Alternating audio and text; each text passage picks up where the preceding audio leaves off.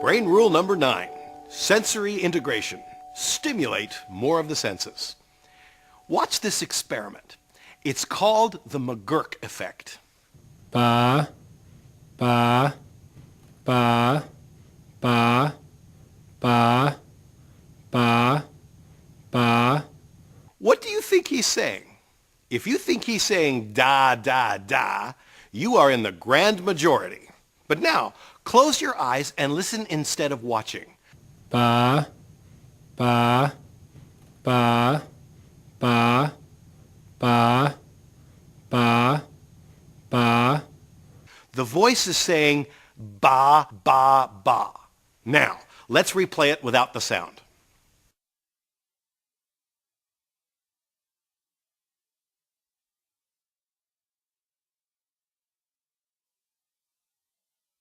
Yes, it's true.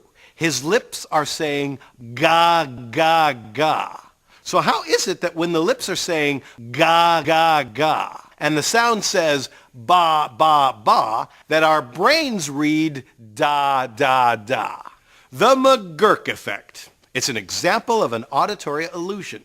It's a great way to show that the accurate perception of information can involve the participation of more than one sensory system. In this case, vision with sound. We call it multimodal perception. The McGurk effect. It's a terrific example of the fact that the senses did not evolve in isolation from each other, but actually work together to help us perceive our world.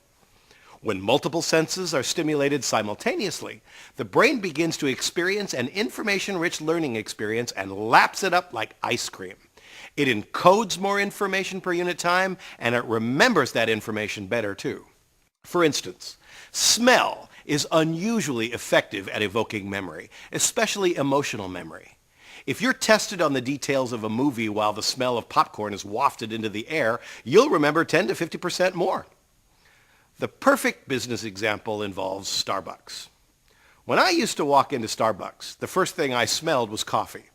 They made sure their employees didn't wear perfume or cologne when they're working because they didn't want it to overwhelm the coffee smell. They made sure the only thing you smelled was coffee. And then they introduced breakfast food. Melissa Allison covers Starbucks for the Seattle Times. In the past couple of years, Starbucks has started selling breakfast sandwiches in its stores, but it took many years for them to get to the point of actually rolling it out across their stores because they couldn't find the right oven for it. The ovens they were using were putting off too much breakfast sandwich smell, and they were afraid that was overwhelming the smell of the coffee.